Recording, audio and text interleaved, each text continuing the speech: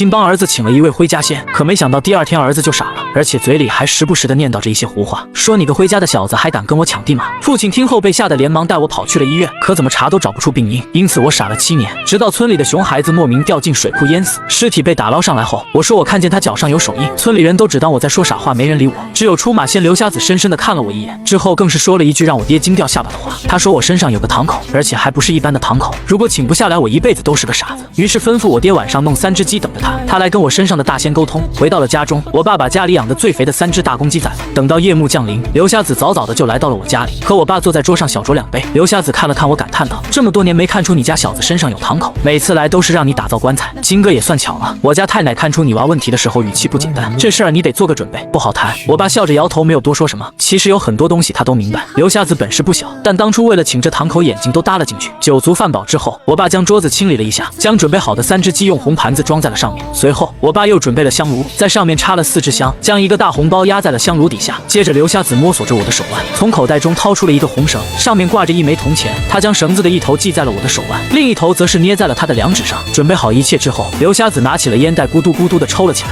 而这一抽就是20分钟。这20分钟倒不是请仙的过程，其实大仙早就来了，我能看得到。眼前的一切告诉我，刘瞎子的大仙的确是想要帮我。这一次叫来的除了白天见过的尖嘴猴腮太奶之外，还有2个，他们是3只黄鼠狼，此时正在交谈着什么，同时享用着桌子上的烧鸡。刘瞎子一边抽着烟袋一边说道：我家太奶说你这命格不一般，就你身上这堂口，换做别人早就完犊子了，也就你小子能活到现在。刘瞎子这话也不知道是夸赞还是挖苦，他继续说道：傻了未必是坏事儿，至少证明能扛得住，看看能不能请下来了。这位爷也不是省油的灯。刘瞎子的语气慢慢变得尖锐起来，也就代表着他们家的仙占据了看事儿的主导。太奶，我家孩子身上的仙是哪家的？我爸有些好奇地问了起来。应该是柳家的，但也不是柳家的。我爸听后有些懵逼，柳家是蛇仙，常家是蟒仙，是柳家的2大类，主事有所差别。刘瞎子剧烈地咳嗽了起来，这可是之前没有见过的情况。只见刘瞎子猛然睁开双眼，一把抽出了香炉底下的红包递给了我爸，这压箱钱你拿回去，这活我接不了。我爸见状并没有接回红包，太奶，这压箱钱您拿着，事儿要办不了也是我儿子的造化，不管怎样我养他一辈子。听到这话，刘瞎子也叹了口气，这压箱钱你要是拿回去我就借坡下驴了，你不拿，这事儿硬着头皮我也试一试。你家孩子身上这堂口不姓柳也不姓常，姓龙，柳为蛇，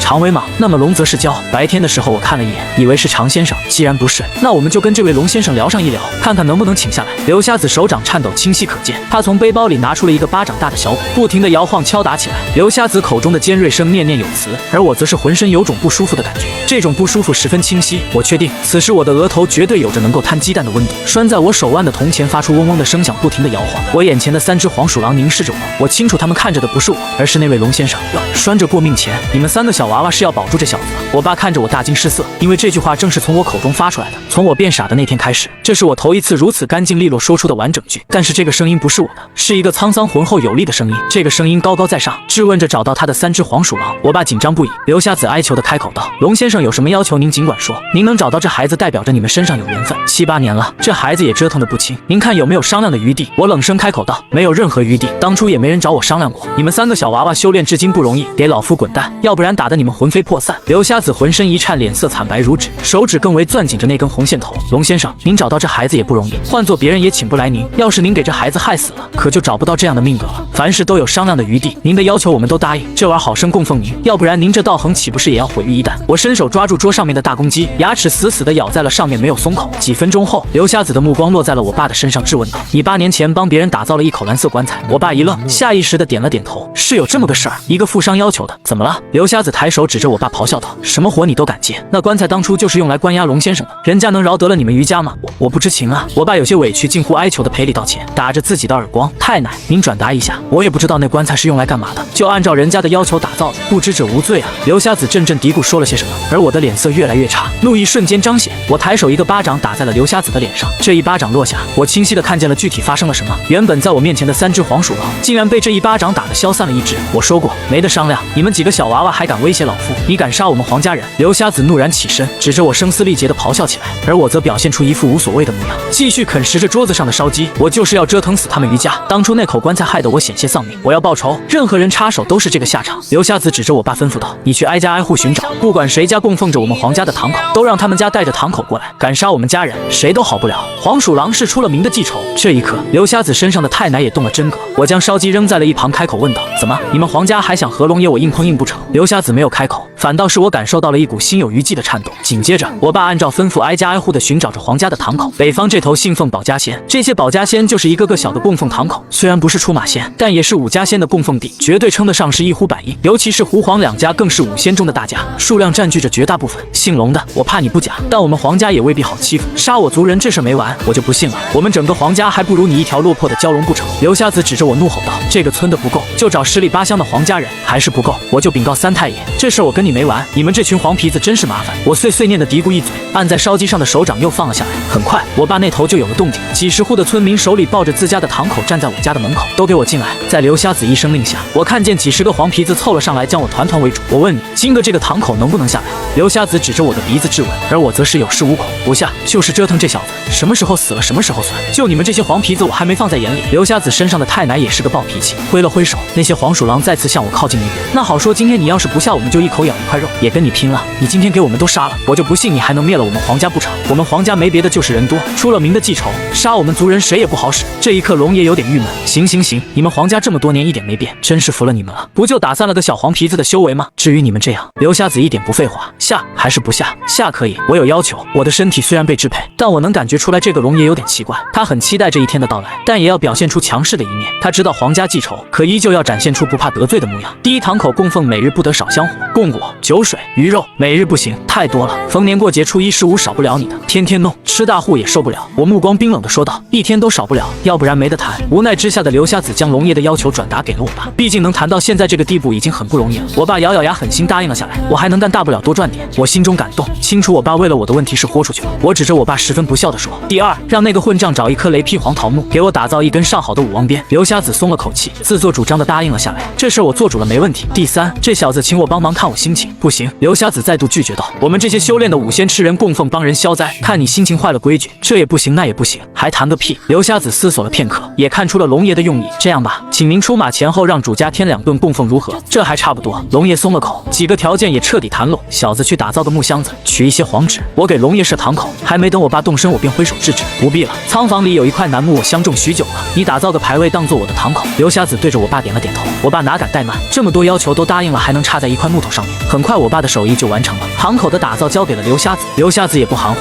拿起尖锐的小刀在上面刻字，写完了请堂。我迷迷糊糊的呼唤了一声，扑通一声倒在了炕上沉睡过去。没事儿，龙爷走了，睡醒你儿子就正常了。刘瞎子猛地抽了几口烟袋，咳嗽了几声，也恢复了正常。这龙爷真是可怕。刘瞎子擦了一把冷汗，心有余悸的说道：“刘叔，谢谢。”我爸看了眼漆黑的夜色，连忙让刘瞎子在我家休息。这一晚可谓是惊心动魄。后来听我爸说，那天他出门的时候，看到了门口一排排的小脚印，正是来到我家的几十只黄鼠狼。至于刘瞎子，更是我们家的恩人。而我的故事这才是刚刚开始。当天晚上，林庄就出了大事儿。夜半，我脑海内浮现出一个身影：你小子捡了一条狗命，要不是你这身子骨能撑得起我蛟龙的修为，老子非弄死你全家不可。这人长相威严，身着黑色长衫，看起来像是性格暴戾的教书先生。我知道他就是龙爷，我没有多言，只是静静地看着他。龙爷冷哼一声，继续说道：“当初你老子害了我的修为，从今个开始，你必须给我补回来。供奉是一方面，多找一些替人消灾之事，凡事习惯了就知道该怎么做了，怎么运用取决于你，别让我失望。”我浑浑噩噩地继续沉睡。就在这时，被砸门声惊醒，门口一边敲打一边呼喊：“于大哥，刘叔，大事不好了，王家出事了！”我能清晰地听到我爸和刘瞎子匆忙出门的脚步声。我爸急匆匆地问道：“啥子情况？大半夜的，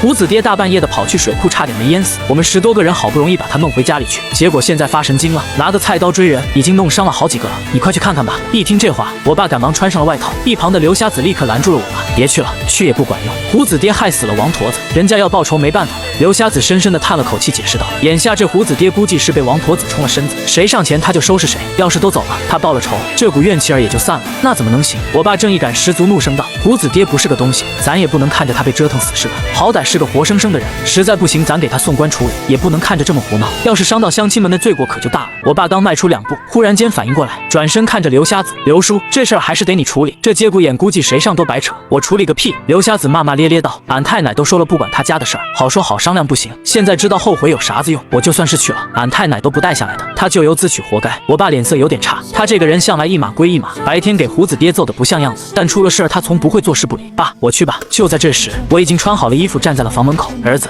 我爸看着我眼眶通红，好端端个汉子从来没有过这副表情。我知道我爸如此，是因为我恢复了正常。这些年，从我疯了到现在，这声普普通通的呼唤是头一次的如此清晰，只是一个简单的称谓，却打开了他多年来的心结。尤其是听太奶说我的疯魔是因为他的过失，当时那那种浓浓的罪责感，我能清晰地感受到。爸，我没事了，你放心。听着我流利的声音，我爸激动得又蹦又跳。我儿子正常了，小浩，你刚恢复就在家休息吧，我过去看看就回来。明个咱爷俩喝2盅。等等，刘瞎子拽住我爸的衣袖，开口问道：“你真想救胡子爹？这不废话吗？这人再不济也好歹是同乡，何况刚死了儿子，心里也不好受。能帮一把就帮一把吧，你几斤几两不知道，能帮什么忙？”刘瞎子指了指身后，我家大仙不管这事儿，能帮上忙的也就你儿子，带他去吧，他身上有仙儿，早晚得迈出这一步的。我爸心有余悸地问道：“能行吗？”刘瞎子冷哼一声：“就你儿子身上那玩意，要不是俺家太奶觉得你人不错，都不带插手的。赶紧的，要再拖延一会，王家可就完了。”我爸外冷内热，拉着我离开了家中，一路小跑来到了老王家。这期间，他叮嘱我最多的话就是量力而行，务必小心。来到老王家门口，就听到里面乱吵吵的声音。看到我爸的到来，不少人都围了上来，请求主持大局。不过看到我的请客间，这些人则是皱起了眉头。这大半夜的，怎么给于傻子带来了？我站在门口，抬头看着门梁上的黑雾，心底已经有了大概。这几年来，我虽然是个浑浑噩噩的傻子，可眼里的见识绝对比任何人都要多。请了堂口之后，这双眼睛的能力还在，那团黑雾便是王驼子的怨气，已经弥漫在整个老王家。如果没人插手此事的话，估计老王家一个人都跑不了。我没有急于请仙叫来龙爷帮忙的想法，因为恢复神智之后，我有一种我知道应该怎么做的感觉。胡子爹呢？在屋里呢，没人敢进去。我爸暗道不好，他这么多年来见识不少，冲了身这种事儿，行为不受自己支配，估计胡子爹现状不容乐观。我爸刚想招呼我，还没说完，我的脚步已经进入到了院子当中，迈出2步，我的双腿发麻，就好像被攥住了一样，动弹不得。爸，摆贡品吧，都啥情况了，还想着贡品？我爸有些不满我的要求，语气有些急促。没贡品，龙爷不让我过去。这时我爸才反应过来，太奶帮谈判时的约法3章，这龙爷刁钻得很，其中就有一条，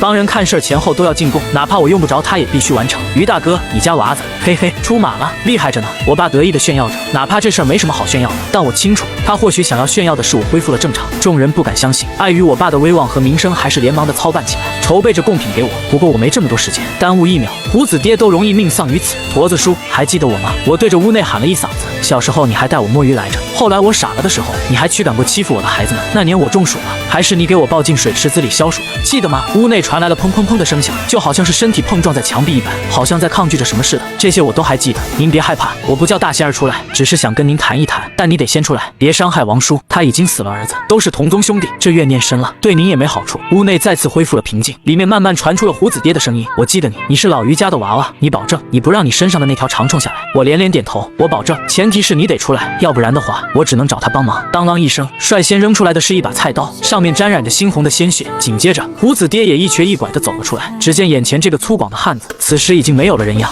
浑身上下至少10多处伤口，皮开肉绽，看着就觉得心惊肉跳。驼子叔，我知道你怨气深，王叔害了你，但他儿子已经死了，这笔账就消了吧。我站在大门口，对着一瘸一拐的驼子叔奉劝道：“都是同宗，你还真打算要让老王家断子绝孙不成？于家娃子，你莫要多管闲事。我要不是怕你身上那条长虫，今天谁拦着我，我要谁好看。”胡子爹驼着背，浑身湿漉漉的，不停地滴着水，脚底也显得沉甸甸的，明眼人都看出来了，这人就是王驼子。我念他是同宗，他却将我扔在水库溺死，我就是要他断子绝孙。我活着的时候无愧任何人，结果呢，他霸占了我的鱼塘，害了我的命，我凭什么不报仇？胡子爹颤抖地指着我，哽咽地说道：“于小子，我生前没愧对过你们，今个有你在，我也把话撂在这，今天这笔账我只跟王家算，不会伤害你们任何人。不行，武子死了我管不了，王叔还活着，我就不能看着被你害死。胡子爹，这事儿我们可以替你报官，但不能让你害了命。于家小子，你铁了心要阻止我，开条件吧，起码我愿意跟您交谈。”可以看得出来，驼子叔也很惧怕我，当然他真正惧怕的是龙爷。看到驼子叔半晌不说话，我开口说道：“这样吧，我把你沉在水库底下的尸身打捞出来，好好安葬，将王叔害了你的事情报官处理，你饶了王家老少如何？”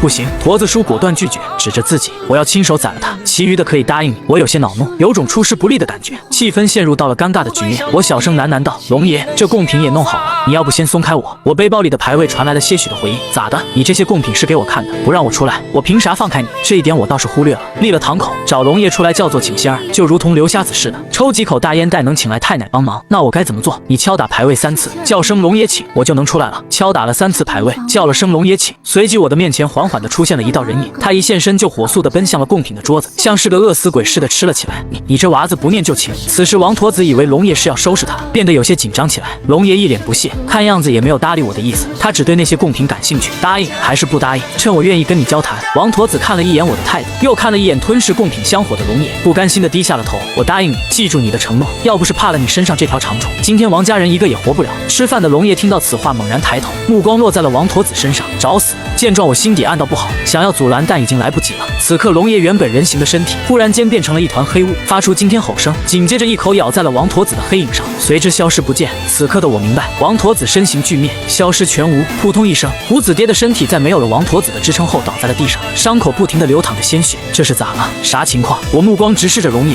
同时对着吓得不轻的村民们吩咐道：“给王叔送诊所包扎一下。”几个双腿发软的汉子连忙上前搭手。刚才那惊雷可是吓破了不少人的胆量，味道一般，倒是有点意思。龙爷重新幻化成人形，回到贡品桌上狼吞虎咽，就好像发生了一件微不足道的小事儿。这些年，我的双眼见过不少野仙，知道能化身人形的非同寻常，可以说成为地仙也只是一步之遥。这龙爷道行不一般，同样我也见过不少亡魂，他们有坏的，自然也有好的。王驼子生前就是出了名的碎嘴子，没想到这死后也折在了这张嘴上。我爸也有点懵，对我问道：“儿子后续咋整？”我看了一眼胡子爹，很坚定地说道：“报官处理，给王驼子一个交代。另外，给这贡品撤了。”我爸一愣，有些迟疑，但还是选择照做。臭小子，忘了我们的约法3章。龙爷的贡品并没有享受完毕，缓缓地走到了我的身前，一把抓住了我的喉咙。就在大庭广众之下，我的身体渐渐地腾在了半空。这一幕要多诡异有多诡异，村民们惊呼不已，吓得半死。我爸脸色苍白，立刻冲了上来，想要帮忙。没事儿，我很淡定地伸出手掌制止了我爸的动作。龙爷眼中依旧是轻蔑的眼神，别以为下了堂口我就对付不了你，真当我是那些上不了台面的野仙不成？信不信我让你变成之前的傻子？我信，我口头这么说，但也是有底气的。刘三爷身上的太奶说了，我命格不一般，换做别人早就被折腾死了，也就代表着这龙爷也同样需要我。王驼子对你不敬，不至于魂飞魄散。我要是好坏不分，这堂口不下也罢。出马仙是5家野仙和弟子的一种协议，立堂口是为了帮人看事儿，增加5仙的道行。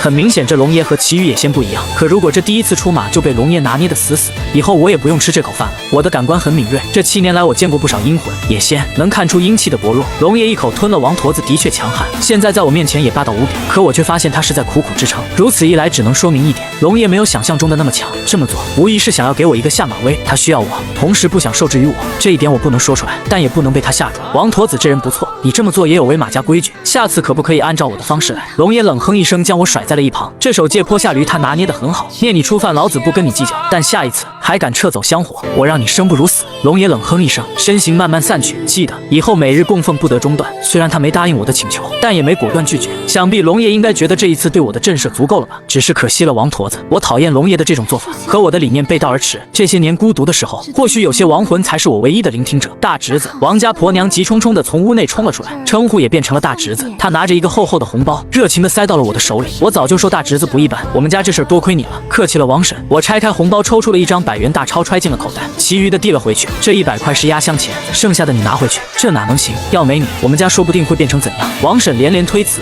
随后小声地对我耳语道：“大侄子，你王叔别金官了，陈芝麻烂谷子的事儿提他干嘛？都是同乡，你可不能给我们往火坑里推啊！”原来是这样，我将红包塞到了王婶的手里，再度拒绝。如果没有我，王驼子要的是你全家的命，杀人偿命，欠债还钱，天经地义的事儿，死人也要一个交代。我的话意味深长，随之转身离开。王婶看着我的背影，嘀咕不已：这小子说起话来咋别有深意？毕竟从傻子回归正常的我很难被人轻易接受。缓过神来的王婶想要追逐，却被一个亲戚拦住：“你怕他干啥？这事儿也没证据，你慌什么？”听到这话，王婶也冷静了不少。对啊，这事儿无凭无据，难道说死人自己说的？想到这里，王婶连忙将红包揣回到了口袋，可能也有心疼我抽走的那100块吧。回到家里，刘瞎子已经等候多时。小子，进来跟我喝2口，头一次看事儿还顺利吗？我敬了杯酒，苦涩的摇了摇头，一股辛辣顺着嗓子流淌下去。刚才你们出去的时候，我跟自家太奶聊了会儿。刘瞎子拍了拍我的肩膀，说道：“你身上那口是个5仙儿，霸道，脾气躁，已经修炼成了焦可化身人形，成了气候。你爹当初接了不该接的生意，毁了人家的道行，多多少少对你们家有点怨恨。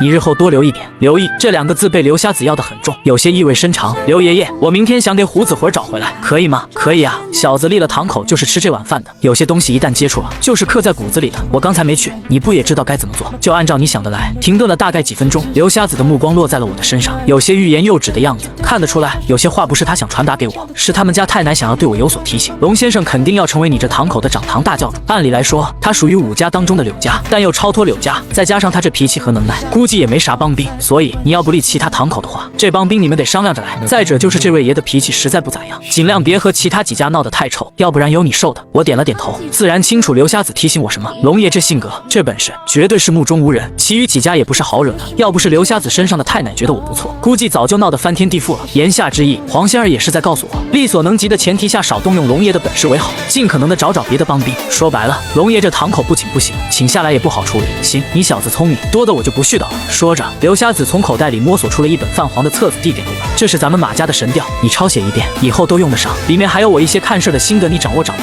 谢谢刘爷爷。很快到了第二天早上，我再次来到了王家，灵棚已经搭好，棺材里躺着的正是胡子。有人看到我来，连忙上前问道：“大侄子，胡子能下葬吗？”下不了，我果断摇头。胡子是被王驼子害死的，魂儿还在水底下，得找回来才能下葬。不招魂埋了的话，整个村都别想好。我的语气听起来有些危言耸听的意味，但这事儿我绝对没开玩笑。王驼子死的冤，肯定不会手下留情。胡子着了道的时候，魂儿已经被勾下去了，而且我觉得那水底下不一般。我的直觉告诉我，水库有点问题，要不然王驼子不会这么能折腾。想到这，我连忙找胡子妈要了几件虎子生前穿的衣物和鞋子，来到水库大坝边上，看着水库的中心，我眉头紧皱，察觉到别人无法看见的阴气，不敢怠慢，我举起了4根香，口中也念念有词：路宽宽，水迢迢，投香祭八方，吃香火，拿供奉，劳烦让个路。我点燃了第1根香火，身后几个村民也摆放了准备好的贡品，应有灵，应有德。2香祭亡魂，身为影，衣为物，还望清迷雾。念完第2句，我将胡子的生前衣物摆放在了水库岸边，魂已安，魄已明，3香为引路，鞋跟脚回香路，亡者要跟住。念完第3句，我将虎子的鞋子朝着村口摆放，随后我点燃了最后1根香，对着水库喊道：“王虎，上岸，跟我回家。”周围跟着我的村民们一言不发，安静的可怕。水面依旧风平浪静，我皱起眉头，看着水中怨气的变化。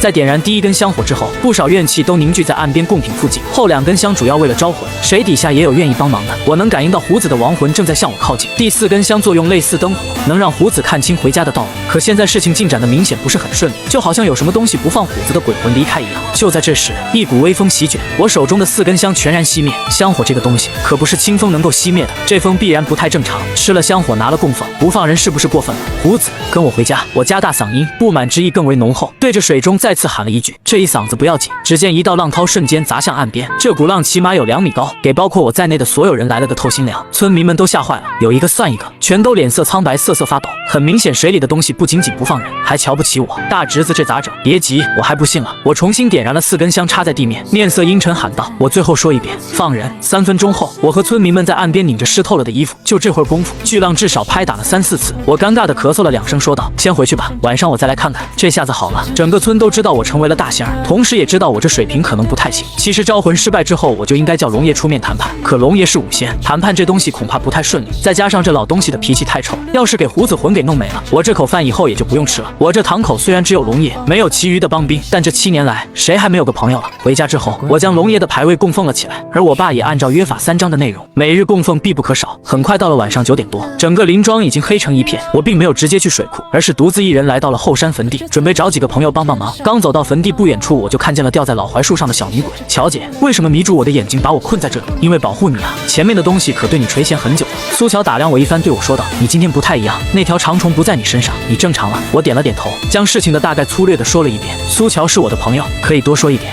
原来是这样，恭喜恭喜！苏乔俏皮的道喜之后，神情凝重，小声的对我提醒道：“你对后山很熟悉，这里什么样的鬼魂都有。以前你来这里的时候，大家不靠近你，是因为你身上的长虫。今天他不在，你要小心一些。”龙爷的牌位让我放在了家里的供台上，没有带来。同时听到苏乔这话，我也更为确信龙爷对我有需求，不会轻易的害死我。这老家伙阴险的很。哦，对了，怎么突然来后山了？有什么事情吗？我连忙说道：“我想找陈爷爷帮个忙。陈爷爷生前是个流亡乞丐，吃百家饭，穿百家衣，死在了林庄，被好心的村民埋葬后山，有了个归属之地。活着的时候阳气重，死了的时候就比一般的鬼怪厉害。在这后山里，陈爷爷是好人物。行，我带你去找他。”说着，乔姐抓住了我的手掌，朝着坟地集中地带走去，手掌很冰冷，但也很柔软。一路上，我看到了不少亡魂。林庄的后山不适合耕种，是一片树林。从有人居住之后，过世的人就被埋在这里。说白了，这里就是坟圈子，阴气很重，形形色色的亡魂随处可见。他们今天看我的眼神怎么怪怪的？我打量着四周，从很多双眼睛里看到了一抹贪婪之色。我们能看到人身上的气，有些人阳气重，我们不敢轻易接近。至于你，命格特殊，阳气虽然不少，但我们却不害怕。就这么说吧，你在我们眼里是一块肥肉，要不是和你关系好，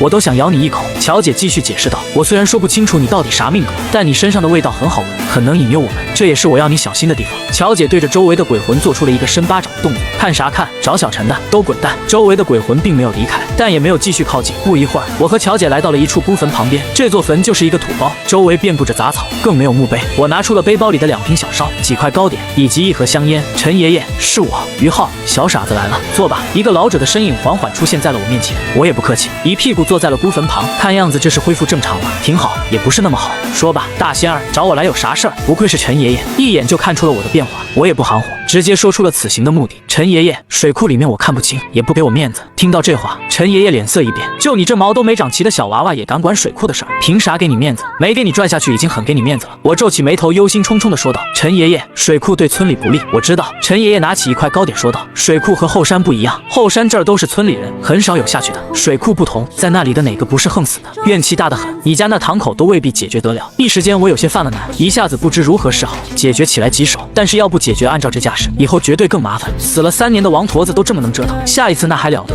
不过也不是说没办法，想要解决，你首先要了解根源。通过陈爷爷的讲解，我也知晓了一些林庄的旧事。早几十年的时候，因为连绵雨季导致山洪爆发，山脚的几十户人家一夜之间全部被洪水掩埋，无一幸免。因为当年设施落后，根本无法挖掘，再加上地势问题，大水一直泄不出去，到最后一具尸骨都没能挖得出来。后来经过改造，山脚下建立了水库。听说建水库的时候就怪事不断，砌好的大坝不断的垮塌，修建的水渠流出红色的液体。住在工地的工人们总是说能看到诡异的人影，听到哀嚎的声音。据说还有人邀请他去村里吃饭，等清醒过来的时候，已经落入了水中。有些老人也说过，当初为了修建水库，不少人都栽在了这里。后来据说是请了高人设坛祭奠7日，才平息水中亡魂，这水库大坝才得以建设起来。如今水库建设至今也有30-40个年头了，必定是有了一点，才会出现最近这些怪事儿。我有些郁闷，很明显，这水库的状况已经超过了我这个半吊子力所能及的范围。可我清楚，这事儿要是放任下去，整个村子恐怕都要麻烦不断。要知道这后山的传闻比较多，但大多数都是杜撰出来吓唬小孩子用的，这么多年来也没闹得这么凶过。可王驼子死在水库3年时间，就给王家祸害得够呛，谁知道里面的东西还会做什么妖？后山是坟地，埋葬的都是村里人，阴气虽重，但影响却不大。水库怨气滔天，都是横死之人，肯定是有差别的。小陈，没有别的办法了吗？你这丫头，一口一个小陈，小心我揍你！苏乔吐了吐舌头，我可比你还要大几岁。陈爷爷冷声道：“我死的年龄可以当你爷爷了。”我有些无语，这老鬼和小鬼拌嘴可以说是家常便饭了。有2个办法，你自己看着弄。我惊喜地看着陈爷爷，陈爷爷将我带来的香烟拆开，取出烟叶子塞到了自己的烟袋锅子里面咕嘟起来。第一种办法，想招给下面的亡魂骗上来，找你家堂口灭了他们，都是一群横死的恶鬼，损失不了什么阴德，就看你家那堂口有没有这个实力了。陈爷爷的话我明白，虽然这些人当初都是横死的，但时间久了难免会产生变化，从作恶多端开始已经成了恶鬼。只听陈爷爷继续说道：“不过在我看来，你家那堂口有其行无其实，这话我不便多说，免得遭来记恨，你自己悟。”我没有多问，心中也有了一定的猜想。第2种方法呢？陈爷爷敲了敲烟袋锅子，继续说道：“当初水库能修建成功，下面肯定有能镇压他们的东西，不过出现了一些问题而已。你要做的就是给他们骗出来，然后下水修复，成了也就成了。要是失败了的话，你能活着回来就烧高香吧。”我有些头皮发麻，这2种方法怎么听都不太靠谱。靠龙爷，我忽然觉得他还没我靠谱。至于第2种，也是凶多吉少啊，能不能换种办法？比如您跟他们谈一谈。陈爷爷冷笑一声，立即摇头：“我不想魂飞魄散。”我迟疑片刻，继续提议道：“要不试着超度一下也行。”陈爷爷有些阴阳怪气：“你想办法给底下上百个巨骸骨扛出来，就可以超度了。”算了算了，我的想法的确有点天真。事情越发的棘手，陈爷爷拿着烟袋锅子敲了敲我的额头道：“我说的你没有全听明白，重点在于骗。鬼很喜欢看戏，你找个给鬼唱戏的戏班子，给他们全都弄上来，等你下水的时候就相对于安全了不少。这个时候你再找到问题所在，不就能轻易解决了？”傻小子脑袋还是愚钝。陈爷爷指了指苏乔：“水库你暂时是下不去了，一会儿你带着苏乔去看看到底哪里出了问题，到时候等你解决的时候也能顺利一些。”苏乔不可思议地问道：“我这么多年连后山都走不出去，怎么去水库？你走不出去是因为你死在了歪脖树上，他能带你出去？”我点了点头，成为出马先生，这点事儿要办不到也就可以退休了。真的吗？太好了！苏乔兴奋之余，面色猛然间阴冷下来，连连摇头：“我不去，你都害怕水库里的东西，我要是去了，你不是害我吗？又不是让你跟他们对着干，看一眼而已，你还怕再死一回咋的？”陈爷爷有些不耐烦地转过了身子，对着我摆了摆手：“去吧，小傻子，你命格特殊，生下来就是吃这口饭的，记住，凡事定有缘由，留个心眼，要不然你走不远。”伴随着陈爷爷的身影消失，我也打定了主意，至少这事儿有解决的方向。手伸过来，苏乔将信将疑地伸出了手掌，递给了我。我蹲在地上，抓起一把坟土拍在了我肩膀上。人身上都有3盏灯，左右肩膀各1盏。我这么做是为了熄灭其中1盏，然后让苏乔的手掌搭在我肩膀上面，这样便可以偷偷地将他带出去。这招叫做骗山神。很快我俩来到水库的岸边，水面依旧不惊波澜。我拿出一根红绳，上面挂着一枚铃铛，绳子的另一端拴着一枚铜钱，递给了苏乔：“等会下去的时候仔细看看，遇到危险拉住绳子，我带你上来。”说着，我用小刀划破手掌上的横纹，将些许的鲜血染在了铜钱上面，这样做可以起到一些保护作用。苏乔对我一笑，随之消失于水中。绳子不停地卷入水中，慢慢的被拉得笔直。铃铛纹丝未动，好在绳子够长，应该不成问题。过了5分钟左右，绳子已经不再延伸，想必苏乔也有所发现。又过了片刻，铃铛剧烈的摇晃，我二话不说，立刻拉回绳子。水面传来细微的波纹，苏乔的小脑袋浮出了水面，下面有3口石棺，其中一个被一块绑着尸体的巨石砸出了裂痕，怨气就是从那里面传出来的。问题应该出在那上面。好，我知道了，上来吧。我继续拉扯着绳子，但这一刻红绳被绷得笔直，任我如何用力都是纹丝不动。铃铛发出刺耳的摇晃声，我立刻喊道：“快上来！我上不去。”苏乔的身影不停地下沉，我看到了几个手掌般的黑影拽着他的脚踝。糟了，我不敢大意，立刻使出了所有力气拉紧了红绳。嘣的一声，红绳断裂，苏乔也被彻底拖入水中。乔姐，我心乱如麻，为什么会这样？我第一次看事儿诸多不顺不说，还害了乔姐，怎么办？也就在这时，我口袋里破旧的手机响了起来，打来电话的正是我爸。儿子老王家出事儿了，胡子诈尸了。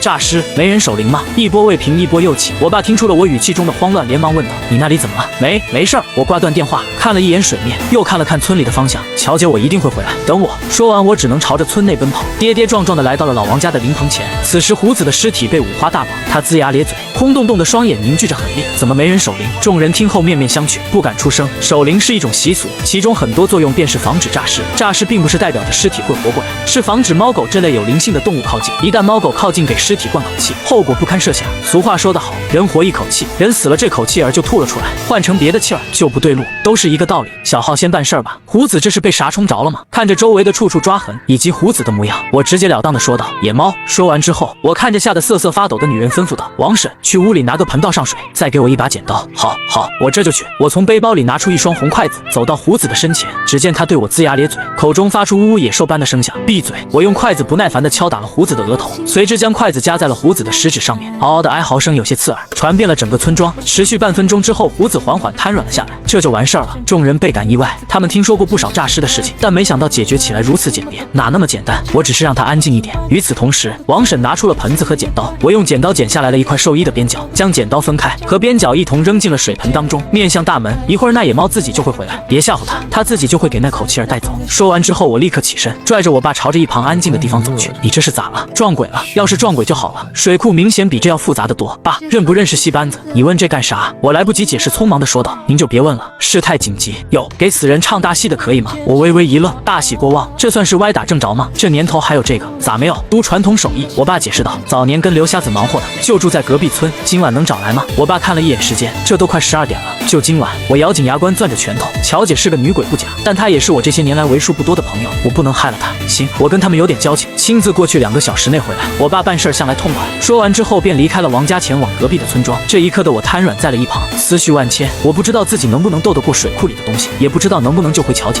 就在我胡思乱想的时候，邻庄的老村长喊了一声：“余家的小子，你进屋，我跟你说点事儿。”进屋后，老村长神秘兮兮地关上房门，问：“是水库出事了吧？”我不解地看着老村长问道：“您怎么知道？”老村长听后拿出了一个铁皮箱子，解释道：“当初修水库的时候没少发生怪事儿，这箱子是当初的阴阳先生留下来的。他说如果哪天水库出了事，就让我把这箱子拿出来。他还说水底下有3口石棺材，若是哪口坏了，就给里面的东西压上去。”我震撼不已，手掌都忍不住地颤抖起来。下一刻，我打开了铁箱子，里面装着的是一根卷起来的铁链，打眼一看，至少有10多米。铁链上面刻着一些字迹，我认不出来具体代表着什么，但我能感觉出来，这根铁链来头不一般，有很强的束缚力。余家小子，你说这玩意有用吗？当初那个先生我还有印象，有点口音，不像是我们这里的。有用，我笃定点头，心里再次有了期盼。只要我爸能找来唱大戏的，这事儿就有解决的可能。也就在这时，外面刚才还七嘴八舌，忽然间安静的可怕。我透过窗户看了一眼，只见一只纯黑野猫站在门口，正朝着胡子慢慢靠近。我松了口气，这猫能回来就是好事儿，要不然这黑灯瞎火的没个整。胡子诈尸这事儿算是解决了，真正麻烦的还是水库的问题。有啥需要帮忙的尽管说就好，我来动员老少爷们。老村长很是开明的说道：“水库当初问题不小，现在咱也不能干看着不是。”有了这话我就放心了，立刻说道：“您让乡亲们在水库岸边打造一个戏台子，从各家各户拿一些板凳出来，大概需要200个吧。就现在，不管是成是败，我都不想耽搁时间。”老村长迟疑片刻，还是选择相信我这个毛头小子。紧接着，在老少爷们开始打造戏台子的时候，我在屋内捡起了纸人，做了200个，并且吩咐贴在每个凳子上面，一切准备就绪。我爸也领着戏班子回到了邻庄。小浩班主，我给你找来了，这位就是班主。爷爷您好，大晚上的折腾您辛苦了。给死人唱大戏的想必流程都清楚，我也没有多做介绍。片刻之后，我狐疑地问道：“爸，班主怎么不说话？他们是哑巴？”我懵了，脱口而出道：“哑巴，哑巴怎么唱戏？我爸拍了拍我额头，别胡说，人家弄的是皮影戏，你就放心吧，这戏班子比你这二五子专业。班主微笑摇头表示不介意，这戏班子都是很和善的老人，实打实的让我钦佩。万事俱备，我安排了几个不情愿的汉子首领，便带着戏班子和几个打下手的来到了水库，很快就开始了表演，灯火通明，皮影如同有灵魂一样在帷幕上跳动，阴风阵阵，200个粘着纸人的凳子摆放整齐。这大晚上的，一群唱戏的一声不吭，台子下摆放着齐刷刷的凳子，场面别样诡异。跟着我来到这里的村民们此时此刻无比的后悔，这特么的还不如守灵踏实呢。我一直观察着水面，心头也剧烈的跳动起来。只见一个个人影慢慢的从水中漂浮出来，朝着岸上走动。他们被这场戏所吸引，目光完全放在了帷幕上面，根本无暇观察周围。就在这时，我看到了一个熟悉的身影，正是乔姐。乔姐也看到了我想要发声，瞬间被我晋升的手势制止，坐下看戏。我没出声，用嘴唇的动作叮嘱她。乔姐也很默契的配合，坐在了凳子上纹丝不动。那些纸人是我特意准备的，能暂时的控制坐在上面的鬼魂，让他们寸步不离。就在我以为一切都顺利进行的时候，我发现我错了，我错估了水底下鬼魂的数量，200个凳子完全不够用，至少还有30-40只鬼魂在站着看戏。也就是说，在我下水的时候，很有可能被其余的东西察觉，对我造成威胁。可现在已经来不及了，我只能硬着头皮下水自求多福。我蹑手蹑脚的绕过了戏台子，小心翼翼的来到了岸边。乔姐说水底下的石棺有一条裂缝，再加上老村长的叮嘱，只要将这铁链捆在上面便可以解决此事。深夜的水中无比的冰冷，铁链的重量加上我的水性尚可，很快我便朝着水底游去。唯一的好消息就是我这双眼睛可以看清黑夜中的一切。憋了一口气，我以最快的速度来到了水底，看到了水库下面不为人知的3具石棺，如同乔姐描述的那样，其中一具棺材被砸出了一道裂痕，里面散发着浓郁的阴气。这道裂痕并不是很大，但周围弥漫的阴气是我从未见过的。一瞬间我汗毛倒立，想到了一个恐怖的问题：3具棺材，一道裂痕就跑出了200多个恐怖的鬼魂。那么这水底下到底藏有着什么不为人知的秘密？究竟镇压着什么？我不敢想象，希望是我猜错了。如若不然，这林庄远比传闻更为可怕。我拿出锁链，顺着石棺底部的缝隙开始缠绕，同时我也看到了一旁的巨石，上面还挂着一具森森白骨，这便是王驼子。老王家真是干了一件好事儿，不仅仅害死了王驼子，抛尸的时候竟然还砸坏了石棺，真是天杀的混蛋。就在锁链触碰到石棺的一瞬间，上面刻画的字符开始发烫，发烫代表着有效果，这对我而言是个好消息。哀嚎的声音此起彼伏，在铁锁接触到石棺的顷刻间，岸上的鬼魂发出了凄厉的嘶吼，戏班子的二胡声悠扬传出，皮影戏在他们手中栩栩如生。坐在凳子上的鬼魂们被牢牢地束缚在原地，剩余的那些却是蠢蠢欲动。我憋着一口气，飞快地将锁链缠绕在石棺上面，伴随着我手中的劲步，我可以清晰地感受到石棺的裂缝就好像一个漩涡似的，不停地将弥漫出去的阴气席卷进去，同时我也能感受到身后越发的冰冷，就差最后一圈，我就可以将铁锁完全缠绕在石棺上面。可就在这时，我的身体被猛然拖动，转过头去，我看到了各式各样恐怖的面孔，他们面目狰狞惨白，七孔流淌着猩红的血液将水底染红一片。我的双腿被手掌死死地握住，留下了一个个乌黑的手印。恶鬼的阴气渗入我的身体当中，我整个身子变得沉重，思绪也开始渐渐模糊。此时的我脑海中只有一个想法，就是将铁锁完全地捆在石棺上面。恶鬼们并没有停歇动作，他们想尽办法阻挠我，变换出无数惊恐的模样，但这一点对我完全没有效果。从我疯了那天开始，我见过更为恐怖的东西，手臂、脖颈以及后背传来了阵阵痛楚，尖锐的爪子掐住了我的脖子，血盆大口咬在了我的手臂上面。鬼怪最擅长的便是摧毁人们的心智，这点对我无效，他们只能用自身的阴气来腐蚀我。不得不承认，这一招很管用，我的四肢已经不受控制，神智也渐渐的模糊起来，就像当天胡子的遭遇一样，那些恶鬼将他拖入到了水里。此时此刻，他们也想要给我留在这里，我实在是憋不住了，口中发出咕噜噜的气泡，更能感觉到冰冷的水灌入我的口中，难受，无比的难受。该死的混蛋们！我怒然咆哮一声，不甘心被留在这个鬼地方。我才做了2天的出马先生，刚刚从傻子恢复过来，难道就要葬身于这个鬼地方？我不清楚我现在的表情，但一定比他们更恐怖。你们敢咬我，我也咬你们！我爆发出了身体所有的力气，一边缠绕着锁链，一边张开大嘴，狠狠地咬住了离我最近的那个鬼魂身上。这一口下去，鬼魂黑雾般的身影竟然被我咬出了一个缺口。不仅仅我愣了，那个鬼魂更是吓得逃窜。这是怎么回事？我不敢多想，命悬一线的我疯狂地龇牙咧嘴，谁敢靠近我，那就咬死谁。一时间，我的胡乱操作给我留出了最宝贵的时间。铁链缠绕完毕，所有的印记发挥出了作用，不管是周围的鬼魂，还是在上面看大戏的鬼魂，在这一刻全部被席卷了进来，被重新的关在了石棺当中。松了口气的我满意的露出了笑容，随之没有丝毫力气的我慢慢的闭上了眼睛，估计已经没有机会回到岸上了吧。就在我彻底放弃的一瞬间，有一个身影抓着我的手朝着水面返回，还是叫你鱼傻子吧，对不起。胡子的鬼魂在这一刻得到了安宁。我隐约中听到了他愧疚的忏悔声：“谢谢你做的一切，以前的事儿抱歉了。”我顺利的上岸，听到了阵阵脚步声之后，一概不知。于小子上来了，快帮忙！村民们立刻将我拽了上来，不停的按压我的胸口。儿子，醒醒，醒醒！我爸急疯了。在我吐出几大口水之后，才镇静些许。天啊，到底发生了什么？你们看于浩的身上，男女老少围了上来，只见我的身体无数个漆黑的手印、牙印，整个人就好像被当作食物分解了一遍。孩子，回家，跟我回家。阳光有些刺眼，睁开眼睛，我看到的是自己的房间，我还在水里。我吓了一跳，发觉自己在一个木桶里面浸泡着，身体无比疲惫，火辣辣疼痛。别动，还需要浸泡3个小时。我爸从门口走了进来，对我说道：“刘瞎子让你在糯米里面浸泡，要不然那些阴气，你几条命都不够赔的。”埋怨了几句，我爸便问：“儿子，胡子的葬礼怎么办？”我靠在木桶的边缘，轻声的说道：“正常操办就可以了，水库那头暂时解决了。”没错，我用的是暂时2个字。那些亡魂全部回到了石棺当中，但不代表着会一直风平浪静。正如我当时看到的那样，3口石棺绝不是封锁着一些普通的鬼魂，若有一日再度发生问题，绝对比这一次还难缠。至于解决的事情，我就不考虑了，目前无计可施。随后我爸叮嘱我好好待在木桶里浸泡，他便走出家门帮忙办胡子葬礼的事情了。小鱼子，我可以进来吗？一个声音出现在大门外，像是一只小猫咪一样征求着我的同意。乔姐，她没有回后山吗？进来吧。征求我的同意之后，乔姐蹑手蹑脚地走到了我的面前，10多米的距离而已，在她面前显得举步维艰，尤其是路过龙爷牌位的房间的时候，吓得半死，生怕龙爷给她吃掉似的。你怎么没有回后山？我很是疑惑。水库下面的石棺本身就是关押那些恶鬼的，所以不会对胡子以及乔姐奏效。此时她没有离开，倒是让我有点意外。我回不去了，怎么办呢？小鱼子，回不去了。一时间我没有反应过来，不知道乔姐这话是什么意思。是啊，就好像被挡在了外面似的。乔姐解释道：“昨天看完那场戏，我就打算回去，结果到山脚下说什么也进不去，是不是需要你送我回去啊？”怎么可能？我也一头雾水。带着乔姐出来的时候，的确需要一些手段，但她本身就是后山的鬼魂，为什么有回不去这个道理？你先休息会儿，等我出来帮你问问。3个小时的时间很快完毕，虽然身子骨还是疲惫不堪，好歹阴气已经拔了出去，没有什么生命危险。出来之后，我爸正好在给龙爷上供，索性问一下乔姐的事情好了。来到供奉的房间，我亲自烧香摆放贡品，敲了敲牌位，龙爷请。呵，你小子竟然活着回来了，这么大的事儿都操办了，以后用不上我了吧？岂敢岂敢！我连忙放低姿态，恭敬地解释道，只是不敢大事小情都叨扰龙爷。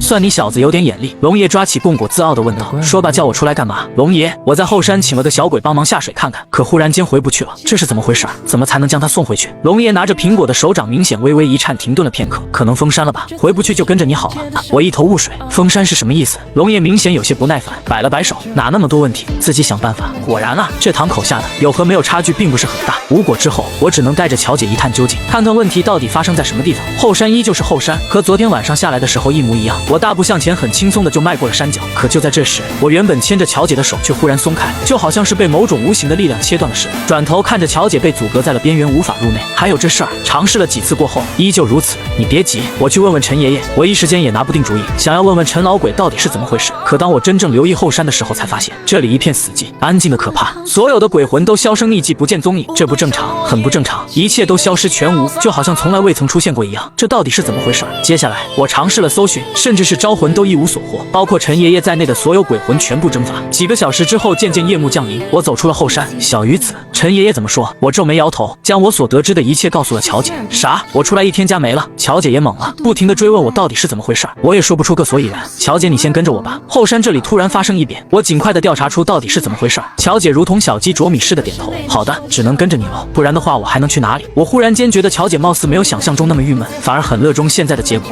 胡子的葬礼如期举行，全程顺利，安葬于后山。那天我作为白氏先生一同前往，后山依旧安静的可怕，乔姐也只能跟在我的身旁。除此之外，当晚我从水中漂浮出来之后，村民们打捞上来一具白骨，经过鉴定，这具骸骨是王驼子的，同时也找到了给胡子爹定罪的关键证据。至此，我成为出马先生的第一次看事儿到此结束，过程坎坷，好在完成了该完成的任务。不过我也清楚，不管是水库底下的3口石棺，还是后山的悄然宁静，都尚未解决，目前也不是我能力能够触碰的。休息了几天，第2个看事的人找上了门，那是一位农村妇女，叫张姨，她身旁跟着一个浑浑噩噩的年轻人，是她的儿子，看样子20多岁，眼中无光，举止木讷。张姨进屋后没有废话，直奔主题：大仙，我儿子最近怪怪的，整天魂不守舍，无精打采。刚开始的时候发高烧，我以为病了，去医院看也没查出什么，直到昨天大半夜的站在高速上，要不是护林员看到了，那后果不堪设想。我凌厉的目光一直放在张姨的儿子身上，随即问道：姓名、生辰八字。李乐，24岁，4月。我将李乐的生辰八字写到了一张黄纸上面，然后拿来了一只公鸡，将黄纸贴在了鸡头上面。紧接着我唱起了神调：阴来有晴，晴来有雨，雨过天晴，天放光明，路过八方都帮打听，叫声李乐你看分明。还别说，我唱这段还挺好听，靠着柜子的乔姐都乐坏了。我睁开双眼，伸出手掌压箱前，张姨连忙应了2声，将10块钱递到了我的手中。随着我开口说道：“你儿子欠了债，被勾了魂，人家不放，门槛外面的，这事儿有点麻烦。我儿子欠别人钱了。”我连连摆手：“不是这个意思，欠的是约定，这主不好谈。门槛外面指的是不是你本家的，从外面招惹的。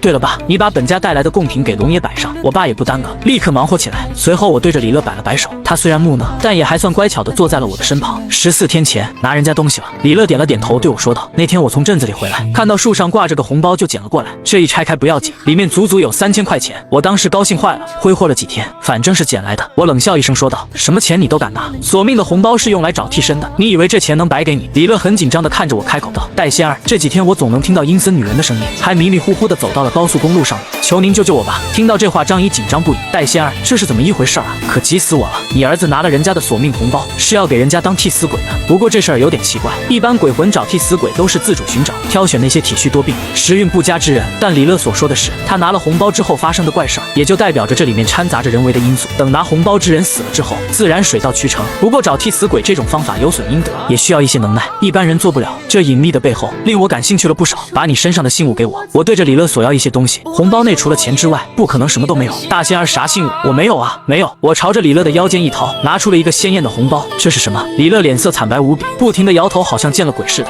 不可能！那天我拆开红包之后，就把这玩意给扔了，里面除了钱，还有一个干枯的柳叶。为什么会在这里？你确定这是柳叶？我拆开红包，从里面拿出了李乐形容的柳叶，冷声说道：“这是眼皮，人的眼皮。”听到这话，张姨暗道不好，心里也明白这事不一般，连忙从口袋里掏出来几张大钞递给了我。戴仙儿，你一定要救救我儿子！李乐这混小子是我们家独苗，他要是有个3长2短，我怎么跟他那个死鬼老爹交代啊？已经压过香了，钱就不必了。戴仙儿，您可千万不能不管了。听后，我站起身来，朝着供奉的房间走去，同时对着母子2人说道：“你们在这里等我一下。”2分钟后，我拿来了龙爷的牌位，重新坐在了炕上，伴着母子2人诧异的目光，我敲了敲牌位，恭敬地说了句：“龙爷请。”你小子要干嘛？快说！我指着母子2人对着龙爷说道：“龙爷这小子看出来了，被冤魂索命了，有啥好说的？自己贪婪。那龙爷，要不您找对方谈谈个屁！你当我是那些上不了台面的文仙呢？老子字典里就没有谈这个字，直接灭了不就得了？”听到这，我连忙反驳：“动物倒是简便，但对您而言也是一种损耗，所以我觉得这事儿能谈下来最好。一方面可以增加您的香火阴德，另一方面也让您没有丝毫的消耗，可谓是两全其美。”说着，我上纲上线的吹捧起来。尤其是您的身份，谁见到不跪地求饶，哪用得上和一帮不入流的小鬼计较？哈哈！龙爷畅快地笑了起来，很明显他被我这一串彩虹屁吹嘘的洋洋得意，心情大好。你小子说这话中听，比你那死鬼老爹强多了。行，我帮你查一下这女鬼来路，晚上跟你去会会她。可一听这话，我泛起了嘀咕。按理来说，龙爷查到了对方，直接叫过来谈就可以了，他为什么要我晚上和他亲自去一趟？不正常。我小心翼翼试探地问道：“为何不让对方来您这儿谈？索命的是个婆娘，在一间庙里出不来，你不去还能咋整？”原来是这样。我转身对着母子2人说道：“张姨，我家大仙儿说了，晚上去看看，争取帮你解决替死鬼这事儿。”真的吗？谢谢大仙。张姨激动不已，不停地道谢。很快到了晚上，我和龙爷来到了那间庙宇里，可我俩刚一进门，龙爷的身影瞬间消失，紧接着一个身穿红色嫁衣的女鬼走了出来，说：“夫君，你终于来娶我了。”